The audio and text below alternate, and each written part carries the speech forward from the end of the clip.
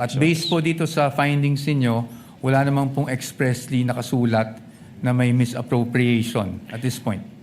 Actually, yung presumption of misuse kasi nasa item 8.3 na kapag hindi nag-liquidate or failure of liquidation of the accountable officers upon due demand shall be a prima facie evidence that such fund has been put to personal benefit or misuse. Yes.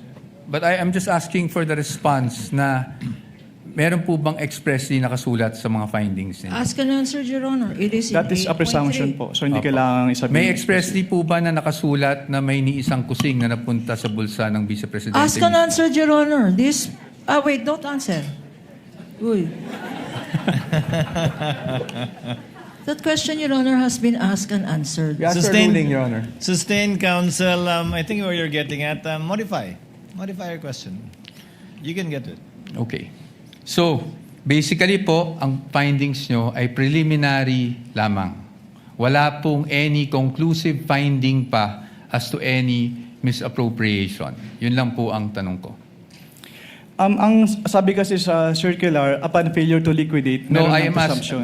Your Honor, Ask the and witness answer, is not Your Honor. responding. No, He the already witness said. Asking if it's... The witness is not responsive. Kindly respond. I think the question is quite simple, Yun lang naman Mr. po. Wamil. Preliminary pa lang. So, wala pang any conclusive finding as to any misappropriation. Yun na lang po. Para lang po, masagot nyo na ng diretso. Hindi naman po kasi kailangang i-state dun sa findings. Again, Your Honor, non-responsive. Let the presiding officer be the one to do it, or try to do it. Kapag ka nag-issue po kayo ng AOM, Audit Observation Memorandum, failure to liquidate na po ba yun? O may mga observation pa lang kayo?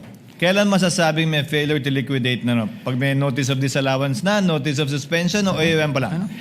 Nakalagay po kasi sa Joint Circular, Your Honor, under 8.3, failure to liquidate by the accountable officer upon due demand shall be a prima facie evidence. Opo, again, Mr. Wamila, yung pag-issue niyo po ba ng AOM, pasok na sa failure to liquidate upon due demand o hindi pa po?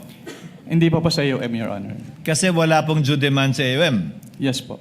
At masasabi mo rin bang wala pang failure to liquidate? O meron na?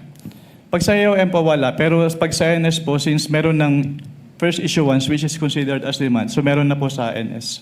So, As per siya. AOM wala pa. Pag NS, meron ng demand at Opo. meron ng failure to liquidate. Opo, since sa AOM po, nire-require na silang i-justify and i-submit yung mga documents na hindi nila na-submit. Pero sa AOM, wala pa nga ganun. Yes po, Your Honor. Okay.